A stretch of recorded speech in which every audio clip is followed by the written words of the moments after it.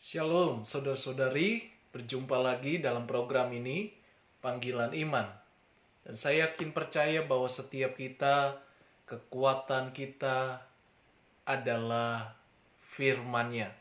Selama kita dituntun dengan kebenaran firman Tuhan, hati kita, pikiran kita diterangi oleh setiap pembahasan atau perenungan atau pembacaan firman-Nya, Alkitab yang saat ini yang kita selalu dengar dari channel ini. Dimanapun Anda berada, apapun latar belakang saudara, kalau saudara buka hati, terima Sang Juru Selamat, maka Dia pasti mengasihi kita dan juga indah pada waktunya Dia menolong kita. Saat ini renungan kebenaran firman Tuhan membahas tentang setia mengikut Yesus. Dimulai dari iman sampai kepada akhirnya dari iman. Iman terus-menerus sampai akhir hidup kita. Karena tanpa iman kita tidak berkenan, tidak layak. Tanpa iman kita tidak mengenal seutuhnya dengan Tuhan. Karena iman itu berbicara tentang mempercayai Tuhan kita, Yesus Kristus. Saudara, kita mau belajar dari kitab surat Yudas. Dan kitab ini adalah termasuk kitab yang terpendek. Tetapi kita akan belajar bersama-sama. Biarlah firman Tuhanlah yang menguatkan kita, yang meneguhkan setiap panggilan orang-orang percaya untuk menjadi pelita atau menjadi terang dan mengabarkan, memberitakan kabar baik, kabar sukacita, yaitu firman Tuhan. Sebelumnya kita selalu merendahkan hidup kita di hadapan Tuhan dengan berdoa. Mari kita berdoa. Tuhan Yesus, Engkau maha mulia, Engkau kudus, Engkau segalanya bagi kami. Kekuatan kami hanyalah dari firman Tuhan. Apa yang kami dengar, timbul iman kami. Untuk tetap setia seperti Tuhan Yesus, teladan yang sungguh-sungguh dari sorga. Dan kami mau mengikuti teladan-Mu. Terima kasih Tuhan, mampukan kami. Kuasai kami. Roh Kudus kuasai kami. Dimanapun kami berada, apapun tantangan di hidup kami, Engkau Allah penyelamat kami. Bahkan Engkau Allah yang memberikan jawaban, jalan keluar, dan pemulihan terjadi. Kami terima dengan iman dari sorga. Dalam nama Yesus, urapi hamba-Mu, dan kami yang mendengarkan juga diberkati Tuhan. Haleluya. Amin. Mari kita buka firman-Nya, dan saudara bisa mendengarkan dari channel ini, yaitu kitab surat Yudas pasal ke-1 ayat 17 sampai 23. Judul Alkitab dikatakan nasihat untuk meneguhkan iman. Ayat 17. Tetapi kamu, saudara-saudaraku yang kekasih, ingatlah akan apa yang dahulu telah dikatakan kepada kamu oleh rasul-rasul Tuhan kita, Yesus Kristus. Tetapi kamu, saudara-saudara yang kekasih. Artinya bahwa orang yang dipanggil oleh Tuhan, sehingga kita meresponi panggilan itu.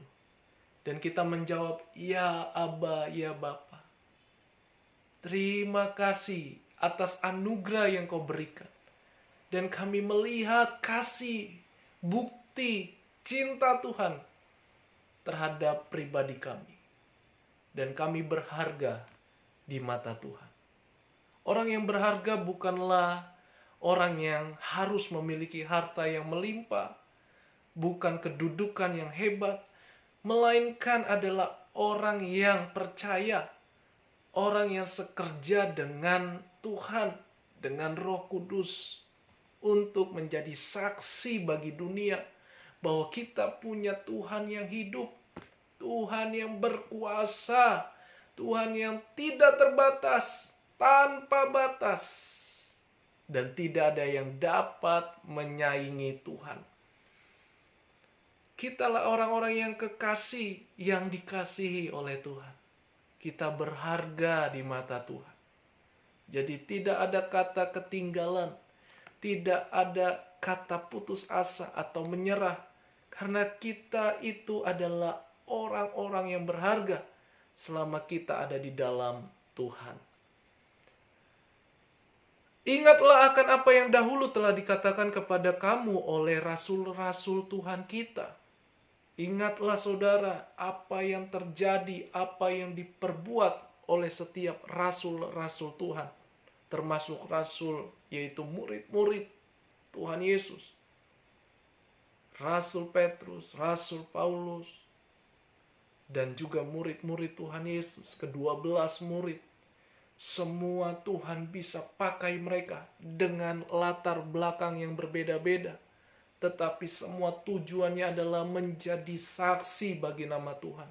Membawa nama Tuhan, karena nama Tuhanlah di atas segala-galanya. Nama Tuhanlah yang membebaskan, nama Tuhanlah yang menyelamatkan.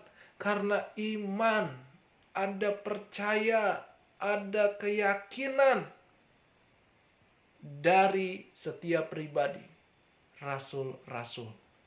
Kita juga harus punya keyakinan dasar orang percaya, yaitu iman atau keyakinan. Kepercayaan, setia seperti Yesus. Dia yang maha kuasa, dia anak Allah. Dia tetap setia. Sekalipun dia dihina, ditertawakan, dia tidak membalas caci maki dengan caci maki. Tetapi dia menjadi raja ketika dia kembali ke surga. Raja, hakim yang adil. Rasul-rasul yang membawa nama Tuhan, artinya yang beriman, yang setia, bahkan di antara mereka mati secara martir, rela kehilangan nyawa karena nama Tuhan Yesus. Dan itu masih terjadi selama dunia masih ada. Tetapi kita yang terpanggil, marilah kita tetap setia memuliakan Tuhan. Menjadi saksi Tuhan. Menjadi saksi Tuhan tidak harus, tidak mesti, tidak selalu, tidak harus menjadi pemberita atau pengkhotbah. Tetapi hidup saudara adalah hidup yang bersaksi. Karena kita sudah diselamatkan. Kita mengalami anugerah Tuhan. Supaya orang-orang mengalami kasih Tuhan.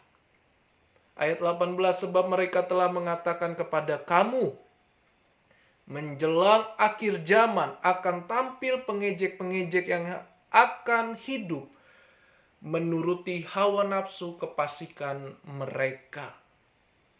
Menjelang akhir zaman, kita sudah ada dalam akhir zaman. Kapan Tuhan datang, kita tidak tahu. Tetapi bagian kita adalah tetap jadi saksi, tetap hidup dalam kekudusan Tuhan, tetap berjaga-jaga. Kita tidak sempurna, kembalilah kepada kesempurnaan, yaitu Tuhan. Bukan kitalah yang selalu mengasihani diri sendiri. Tetapi marilah kita mulai terus melangkah dalam iman kepada iman, kembali sampai selama-lamanya. Sampai kita meninggal dunia, dipanggil oleh Tuhan, tetap ada dalam iman. Proses apapun hidup saudara, setialah sampai mati. Seperti Yesus setia sampai mati. Ikut Tuhan tidak mudah. Ikut Tuhan banyak tantangan. Tapi ikut Tuhan ada jaminan, ada keyakinan, ada kepastian keselamatan yang kekal. Dan saudara juga pun ditolong, dilindungi ketika ada di dunia ini.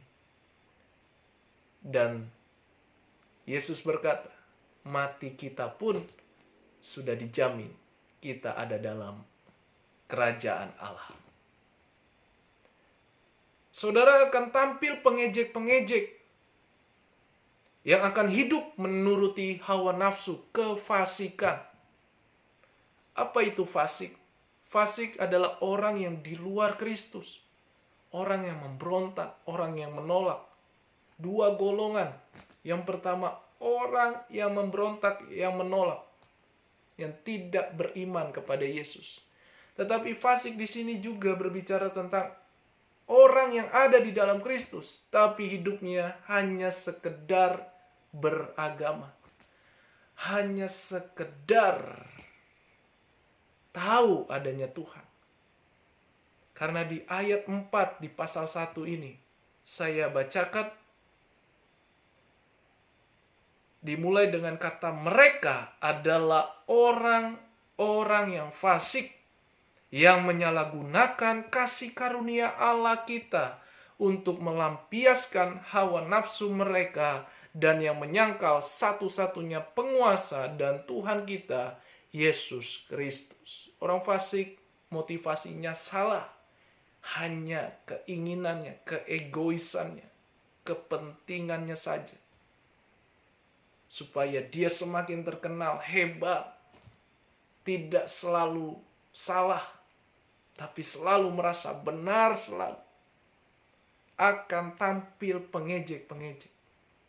Saya yakin percaya pengejek bukanlah sifat dari Roh Kudus, tapi dari roh kegelapan. Jangan sampai di hidup kita menjadi orang yang suka menghina, mengkhianati, mengejek, mencela. Sekarang orang Kristen saja sama-sama anak Tuhan saling menghina, saling mengejek, saling menjatuhkan. Itu tidak akan layak di hadapan Tuhan.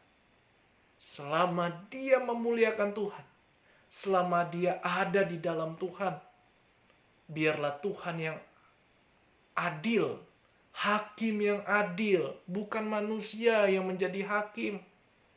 Kecuali kalau Yesus dikatakan bukan anak Allah.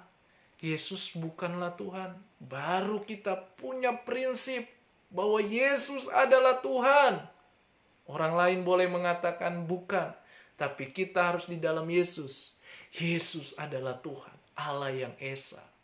Tapi selama dia mengajarkan, mengabarkan Injil, kebenaran, karya Roh Kudus, apapun namanya, apapun bentuknya, selama itu memuliakan Tuhan, dan banyak jiwa-jiwa mengalami hadirat Tuhan, hadirat Roh Kudus, kita tidak ada hak untuk menghakimi orang lain. Kita tidak ada hak untuk menghakimi hamba Tuhan, anak-anak Tuhan. Tetapi justru kita saling melengkapi, saling mendukung, saling mendorong, supaya nama Tuhan saja yang dimuliakan. Kita tidak perlu jadi pengejek-pengejek. Lihat akhir zaman akan muncul pengejek-pengejek. Tetapi ketahuilah imanmu, bahwa imanmu harus bertahan. Imanmu harus punya dasar, yaitu firman Tuhan. Amin. Nah saudara, ini doa saya. Kiranya kita semakin rendah hati. Orang yang rendah hati pasti diangkat Tuhan. Tapi orang yang sombong, orang yang angkuh, orang yang merasa hebat dirinya, merasa benar selalu dirinya, akan membuka celah untuk iblis, roh jahat, menguasai kita. Orang fasik itu adalah orang yang menyalahgunakan. Karena apa? Nafsu, ego manusianya. Penulis kitab Yudas ini memang bukanlah Yudas Iskariot yang mengkhianati Tuhan, menjual Tuhan dengan 30 keping perak. Dan akhirnya Yudas Iskariot mati bunuh diri. Tetapi saudara, sekalipun ini bukan penulis kitab Yudas atau penulis si Yudas Iskariot, tetapi ini adalah saudara dari Yesus, saudara tiri dikatakan. Hamba Yesus Kristus. Artinya bahwa tulisan ini mengingatkan kepada kita akan ada perbedaan orang fasik dan orang yang benar, orang yang sungguh-sungguh di dalam Tuhan. Doa saya kita adalah orang-orang yang sungguh-sungguh di dalam Tuhan. Dan ayat yang ke-19, mereka adalah pemecah belah yang dikuasai hanya oleh keinginan-keinginan dunia ini dan yang hidup tanpa Roh Kudus. Yang hidup tanpa Roh Kudus adalah orang-orang yang pemecah belah. Pasti ada, saudara. Dimanapun, di kerjaan kita, di pelayanan atau di gereja, pasti ada roh yang demikian. Bukan berarti Roh Kudus tidak sanggup, bukan berarti Roh Kudus tidak bisa melepaskan atau mengeluarkan roh-roh jahat. Tetapi karena diri kita yang bebal, hati kita yang bebal, merasa hebat, merasa benar, diri kita buka gerbang atau buka pintu, buka celah untuk iblis masuk berperan dalam hidup kita. Sehingga kita menjadi orang pemecah belah. Jangan, saudara. Kalau orang yang dipakai Tuhan, mari kita dukung. Mari kita doakan. Bukan dihina, bukan dijatuhkan. Bukan diremehkan, direndahkan. Tetapi kalau saudara menghadapi hal-hal yang demikian, dimanapun Anda berada, jangan takut. Tuhan membela saudara. Tuhan punya cara, beribu-ribu cara untuk menolong hidup kita. Percayalah, Dia tidak meninggalkanmu. Ayat 20, akan tetapi kamu, saudara-saudaraku yang kekasih, bangunlah dirimu sendiri di atas dasar imanmu yang paling suci dan berdoalah dalam Roh Kudus. Ya, bangunlah dirimu. Bangkit kembali. Karena hidupmu bukan hanya di titik itu saja. Jangan sampai engkau menyerah, kau putus asa. Masih ada jalan Tuhan. Masih ada cara Tuhan. Masih ada orang-orang yang mendukung saudara ketika saudara dihina, saudara dihianati.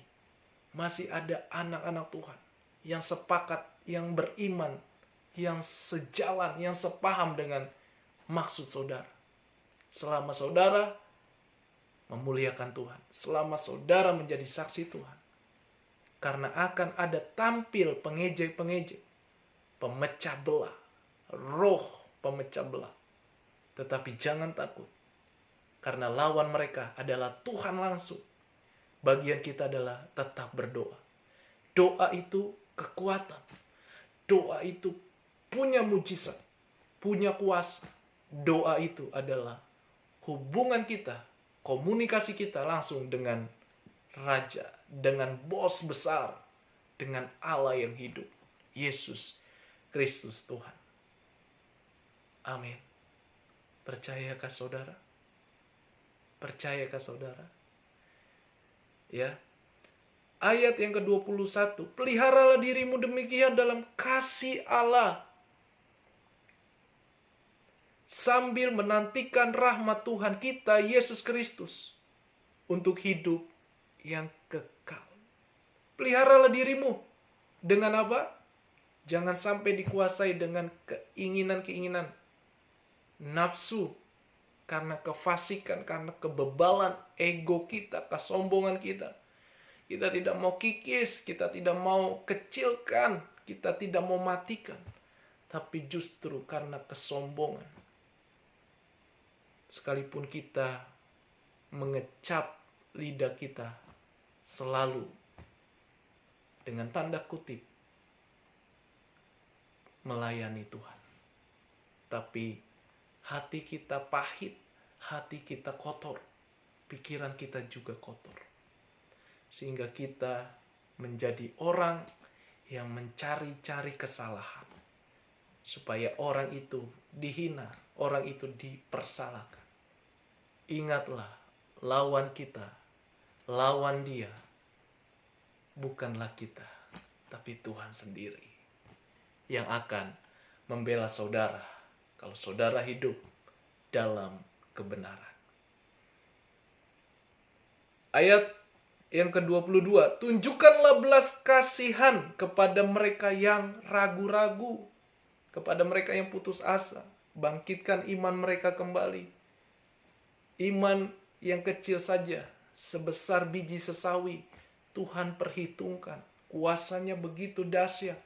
Apalagi saudara kalau beriman, berimanlah, bagikanlah imanmu, transferkanlah kepada orang yang putus asa, orang yang lemah, orang yang tidak memiliki pengharapan. Datanglah kepada dia, setidaknya kita berdoa buat dia. Setidaknya kita meneguhkan dengan firman-Nya, dengan menolong cara yang tepat, bukan memanfaatkan, bukan cari muka, bukan menjadi penjilat, tetapi menjadi saksi. Karena kita punya iman dan kita menaruh belas kasihan. Ayat yang ke-23, selamatkanlah mereka dengan jalan, merampas mereka dari api, dari hukuman yang akan selama-lamanya. Setan, iblis, roh jahat, dan pengikut-pengikutnya akan dibuang ke api neraka. Kita harus rampas mereka dari belenggu, dari kefasikan dunia ini.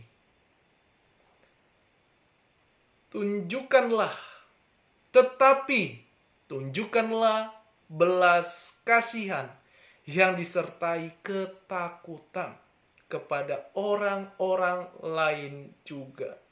Ketakutan di sini bukanlah hal negatif seperti kita lihat roh jahat atau setan atau iblis. Kita jadi takut, gemetar, bukan itu.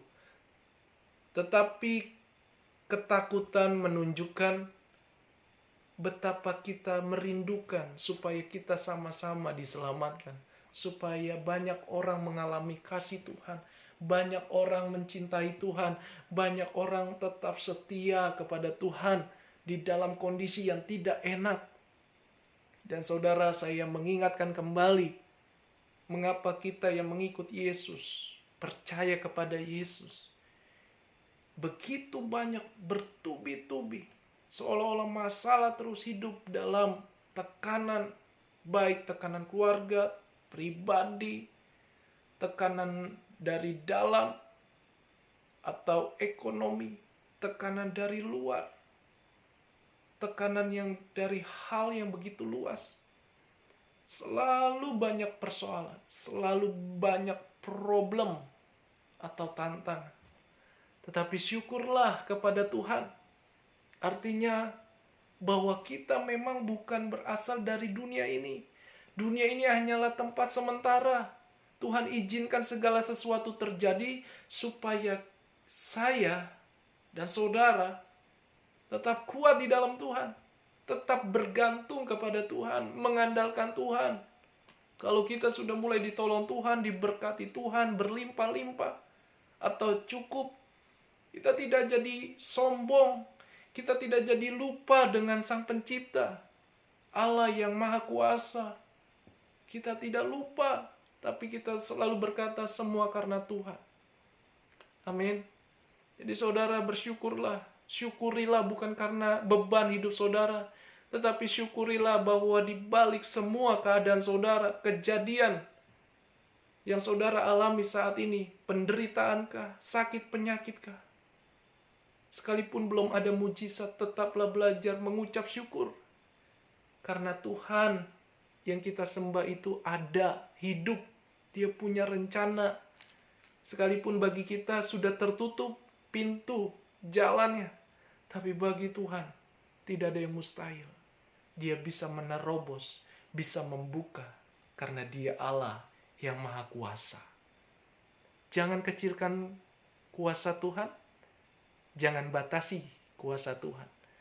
Tapi percayalah, Dia sanggup menolong hidup saudara. Setialah sampai mati, dimulai dari iman dan akhiri dengan iman. Dan bencilah pakaian mereka yang dicemarkan oleh keinginan-keinginan dosa. Ingat, Tuhan tidak benci manusia, Tuhan benci dosa. Tetapi manusianya juga harus diubahkan, harus dipisahkan dari gelap kepada terang, dari kehancuran kepada kebenaran, dari hal-hal yang rusak, entah itu moral, sikap, karakter. Tuhan pulihkan, Tuhan ubahkan. Kalau saudara memiliki karakter seperti Kristus, sifat seperti Kristus, memang tidak mudah, tetapi hanya firman, hanya doa, dan pertolongan Roh Kudus, Roh Allah, maka kita bisa menjadi sempurna. Karena dalam Roh Kudus, naungan Roh Kudus, lingkup Roh Kudus. Roh Kudus bukan sekedar tenaga, bukan sekedar kuasa, tapi Roh Kudus adalah pribadi yang melingkupi kita, mengajar kita, menuntun kita ke jalur, ke jalan yang benar. Oleh karena nama Tuhan Yesus Kristus. Mari saudara jadilah saksi Tuhan. Hiduplah tetap setia kepada Tuhan. Kelihatannya memang orang yang setia seperti tanda kutip bodoh. Tidak ada ujungnya. Tapi lihatlah buahnya. Lihatlah hasilnya. Dari proses yang menyakitkan akan menghasilkan buah yang dampaknya bukan hanya diri saudara, tapi lingkungan luas, orang-orang yang luas. Karena sama-sama akan menjadi terang, sama-sama akan menjadi berkat. Kita diberkati karena proses, dan orang lain juga mengalami kasih Tuhan, berkat Tuhan. Itu saja yang saya bagikan. Tetaplah setia mengikut Yesus sekalipun tidak enak, berat, menyakitkan. Tapi Yesus Kristus tidak akan melupakanmu. Dia selalu beserta denganmu. Karena penolong kita yang sejati adalah Roh Kudus. Karena Yesus pernah berkata, aku akan memberikan seorang penolong yang lain. Yang lain artinya pribadi Roh Kudus. Hakikatnya sama, Allah yang Esa. Tuhan Yesus memberkati kita. Mari kita akhiri selalu dengan doa. Tuhan, terima kasih.